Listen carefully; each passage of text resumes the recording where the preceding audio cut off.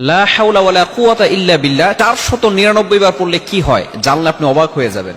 আমরা অনেক সময় কঠিন বিপদে পড়ে যাই, অনেক সময় হতাশ হয়ে যাই।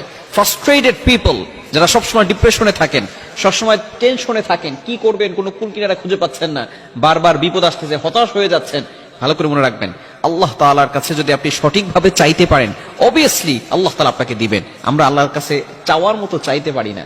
লা হাওলা ওয়ালা কুওয়াতা ইল্লা বিল্লাহ খুবই চমৎকার একটি বাক্য। যদি কোনো ব্যক্তি অভাবে থাকেন এবং এই দোয়া পড়ে যদি আল্লাহ তাআলার কাছে দোয়া করে, আল্লাহ পাক রব্বুল আলামিন তার অভাব দূর করে দিবেন। কোনো ব্যক্তি যদি বিপদে থাকেন, আল্লাহ পাক রব্বুল আলামিন বিপদ থেকে হেফাজত করবেন। এই আমলটা কিভাবে করবেন আমি বলে দিলে আপনারা সুন্দর করে যদি আমলটা করতে পারেন, অবশ্যই কয়েকদিনের ভিতরে ভালো ফলাফল পাবেন। বিশেষ করে এখন ইয়াং পিপল যারা আছে, অনেকটা দিনের পথে চলে এসেছে, এখন তারা মাজারে গিয়ে চায় না, আল্লাহর কাছে চায়, ঠিক কিনা?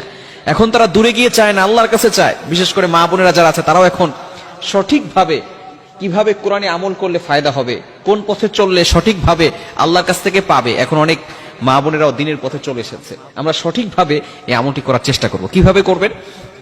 লা হাওলা ওয়ালা কুওয়াতা ইল্লা বিল্লাহ এতটুকু 499 বার পড়বেন। এবং এটা পড়ার আগে আপনি দুরুদের আমল করবেন। মনে রাখবেন, আমরা অনেক সময় দোয়া করছি, দোয়া কবুল হচ্ছে না, বিকজ আপনি মনে রাখবেন সব সময় দোয়ার আগে যদি দুরুদ পড়া হয়, তাহলে এই দোয়াটা একেবারে আরশে আজিমে গিয়ে নক করে। আর যদি আপনি দুরুদ না পড়েন, তাহলে এই দোয়াটা মুআল্লাকুন, ঝুলন্ত অবস্থায় থাকে, পেন্ডিং বলেন আমরা।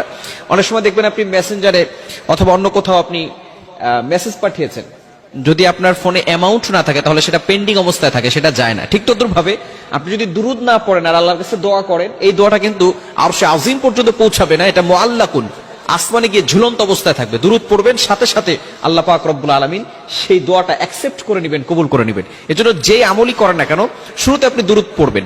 কোন দুরুদটা পড়বেন? আপনি দুরুদ ইব্রাহিম পড়তে পারেন। বিশেষ করে আমরা নামাজের ভিতরে যে দুরুদ পড়ি, আল্লাহুম্মা সাল্লি আলা মুহাম্মাদ ওয়া আলা আলি মুহাম্মাদ কামা সাল্লাইতা আলা ইব্রাহিম, এই দুরুদটি আমরা পড়ব। দুরুদ পড়ার পরে 499 বার লা হাওলা ওয়ালা কুওয়াতা ইল্লা বিল্লাহ এটা পড়বেন। পড়ার পরে আপনি লা হাওলা ওয়ালা কুওয়াতা ইল্লা বিল্লাহিল আলিয়্যিল আযীম পুরোটা একবার পড়বেন, তাহলে 500 বার হবে।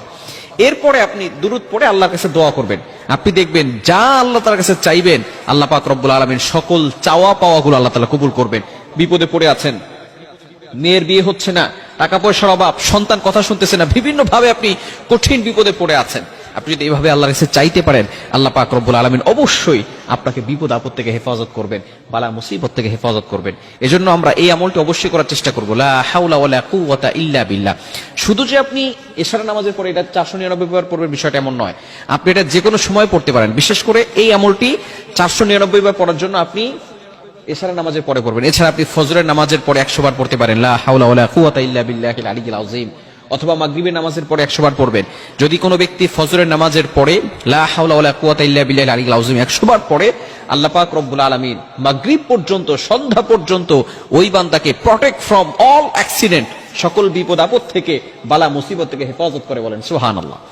শুধু তাই নয়, আবার যদি কোনো ব্যক্তি মাগরিবের নামাজের পরে লা হাওলা ওয়ালা কুওয়াতা ইল্লা বিল্লাহিল আলিয়্যিল আযীম 100 বার করে পড়ে, আল্লাহ পাক রব্বুল আলামিন পরের দিন ফজর পর্যন্ত তাকে সকল প্রকার বিপদ থেকে হেফাজত করে দিবেন। এজন্য এই আমলটি করতে পারবো তো?